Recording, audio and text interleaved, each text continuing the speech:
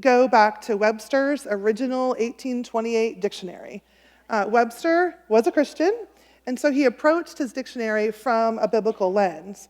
When we look at the word serve, we see it's to work for, to bestow the labor of body and mind in the employment of another. So with this definition, we can say we serve by working for others, ultimately Christ first, and then others.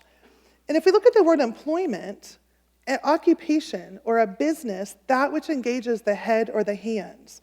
So when we're serving, we're in the employment of others, and that can be considered an occupation for those of us who are believers. So serving is a labor of body and mind. So then, what does that mean for us? Galatians 5 can give us a clue. For you, my brothers, were called to freedom. Only do not let your freedom become an opportunity for the sinful nature, but through love, serve and seek the best for one another. For the whole law concerning human relationships is fulfilled in one precept. You shall love your neighbor as yourself. That is, you shall have an unselfish concern for others and do things for their benefit. So freedom comes by loving others as you love yourselves, doing for others what will benefit them. What do you want someone to do for you? I want to be treated with respect and kindness. I've experienced love and kindness in very insignificant, mundane ways, but ways that are meaningful. For example, I often go to Fresh to get a salad for my lunch and then walk back to my office to work while I eat. My hands are often full with trying to balance a salad and a drink. So many days as I approach McLennan, I'm asking myself, how in the world do I open this door without wearing my lunch? And oftentimes, someone is there kind enough to hold the door so I can walk through and actually consume my lunch rather than wear it. That's serving in a practical way. When our family experienced 2 miscarriages a couple of years ago, people served us. People brought us meals, sent us cards, took our other kids so my husband and I could take care of ourselves, brought us flowers, prayed for us. During those times, we felt loved because we were served in very practical, meaningful, seemingly insignificant ways.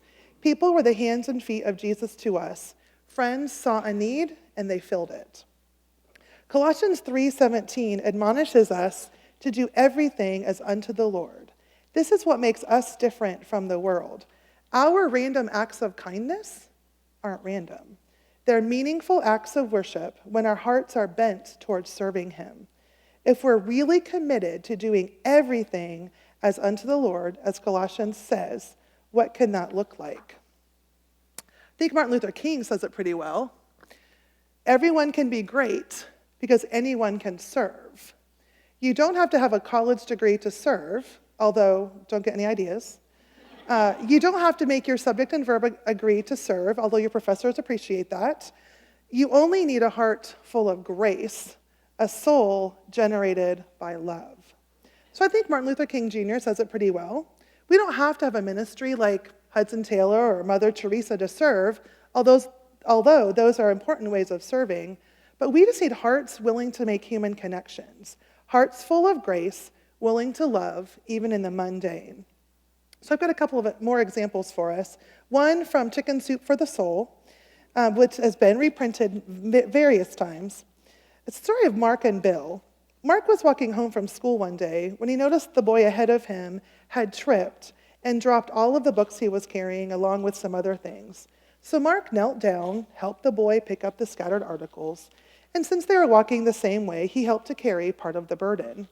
As they walked, Mark discovered the boy's name was Bill, that he loved video games, baseball, and history, that he was having a lot of trouble with his other subjects, and that he had just broken up with his girlfriend. They arrived at Bill's house first, and Mark was invited for a Coke and to watch some television. The afternoon passed pleasantly with a few laughs, and some shared some small talk. They shared some small talk, and then Mark went home. No amazing relationship really developed, but they continued to see each other around school, would have lunch every now and again together.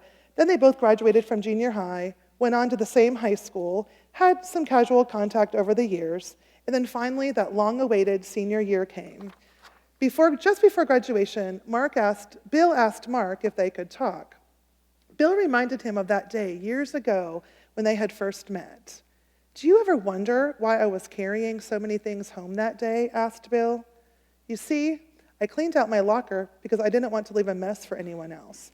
I had stored away some of my mother's sleeping pills, and I was going home to commit suicide. But after we spent some time together talking and laughing, I realized that if I had killed myself, I would have missed that time and so many others. So you see, Mark, when you picked up my books that day, you did a lot more. You saved my life." And here's another story I read on a blog a couple of weeks ago. She was a typical teenager who sought to find satisfaction and purpose for her life through worldly means. I'm sure she had hopes and dreams, as we all do growing up, but those hopes and dreams quickly shattered the deeper she sank into sin, the further she slipped away into the world. She tried to find pleasure in drugs, but the momentary high left her feeling even more empty and alone. She turned to prostitution to make money to purchase those drugs. This left her feeling broken, used, and even more alone. So she sought excitement through partying and friends. But living for nightlife slowly drained out any real purpose and joy in life, and eventually it brought her to an end at the young age of 18. She'd experienced it all in life, and she didn't want to experience it anymore. Left homeless on the streets, poor, broken, alone, and with no desire to wake up the next day. So one morning, she decided that this would be the day she would end her misery, the day she would finally be free from her pain and suffering, the day she would die. Her plan was to walk onto the Golden Gate Bridge and jump off. So she began her walk toward death, passing by crowds of people that wouldn't look in her eyes, people that made sure to make their way around her, people in a rush with somewhere to go who didn't look twice at a young, broken girl walking past them. And the people who did looked at her with pity and disgust, but she didn't care anymore. She kept on walking forward, eyes down, avoiding the glances of the people passing by, focused on what was in front of her, the bridge where it would finally end. As she kept on walking, she accidentally looked up to see a young man who looked straight into her eyes and smiled. It was for just a mere second. He never stopped to say anything. He kept on walking to wherever he needed to go, but that smile was enough for her, because finally, one person had looked at her. One person in the crowd of hundreds didn't judge her by her outward appearance or look at her with disgust. One person looked beyond the broken and helpless girl and saw someone who was worth a smile. That smile was enough for her, enough to make her turn around and walk away from that bridge, enough for her to have hope that there was a purpose for her life, that there were people out there just like this man who could look beyond her past and current condition and help her create a better future for herself. That smile brought her to the nearest church in the area, where she found Jesus and a reason to wake up the next morning, and every morning after that. She was no longer a hopeless, lost child with nothing to look forward to but death. She was now a precious child of God who had great hope for her future and the life God prepared for her. She lived many more years, got married, even had a bunch of grandchildren, served God faithfully. And I'm sure during those many years she shared this story often, the story how one smile, one human connection changed her whole life. Now, I love this story, but more than the story itself, I love the lesson that can be learned from it. One smile can make a difference. One small, seemingly insignificant human connection. Did this man know he changed a life, literally? Probably not. Did he know he stopped a young girl from committing suicide? Probably not. He was just walking by, passing people, and smiling at the ones he happened to come across, not thinking twice about it, probably. This story makes me think about the people I pass every day, the people I run into, people I know, people I don't know, people I care about, people I don't care so much about. Do I stop and smile at them, or do I just pass them by without a glance? It's true. Everyone is facing some kind of battle most days of their lives. Sometimes the battle is hard. Sometimes it's not so bad, but there's always a battle. Getting up in the morning, might be one. It doesn't hurt to be the kind of person who chooses to be nice to people, to go out of our way to smile at them, to hug them, to say a kind word, because you never know the pain they may be hiding, the challenges that they face, the issues they are dealing with, and your hug, your smile, your hello can make all the difference. Maybe it won't save their life literally, like in this girl's story, but it can make a difference. I know I've had my days when my battle is a little bit harder, when my life was a little tougher, when things were dark. And sometimes the most encouraging thing during those moments was just having a person for a few seconds to show that they cared. A person who gave me a hug, who asked me how I was doing, who prayed for me. And to them, it was probably not that big of a deal, but to me it was. It helped me keep on looking forward and staying encouraged during that particular hard time. So today, my challenge is for both you and for me. Can we be the kind of people who take time to care for others, who choose to stop for a second to smile at a stranger, who gives someone a hug? You never know. It really could save a life. We can be a Mark. We can be someone walking down the street and smiling at who we pass. We can be like Jesus, looking for practical ways to serve those around us. Is there someone hurting around you today? Is there someone around you that could use a smile, a door held, their plates taken to the conveyor belt in Hawkins? Is there someone you could invite to play video games in your suite or to an outing with your hall? Is there someone who could be encouraged by receiving a card, a text, a phone call? To know someone is thinking about him or her, it's really, truly about human connection. So I have a music video I want to share with you about the importance of human connection. It's a song called Human by Natalie Grant. So we'll play that now, and then I'll finish up. So we've got one chance to make a difference.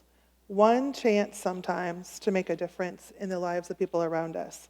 Can we commit as a community to look for ways to serve one another, to serve others in a way that would honor Jesus and model his example?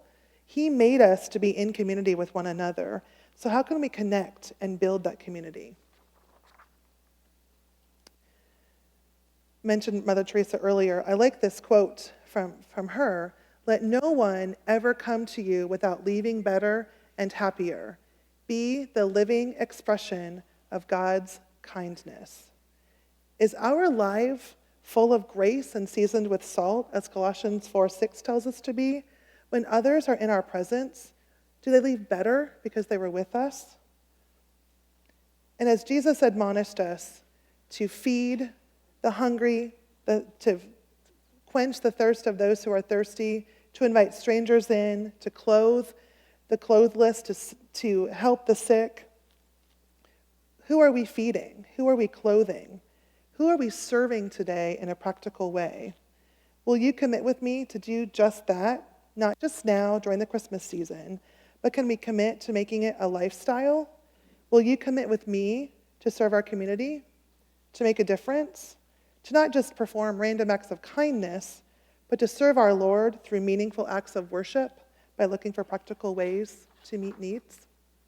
Thank you.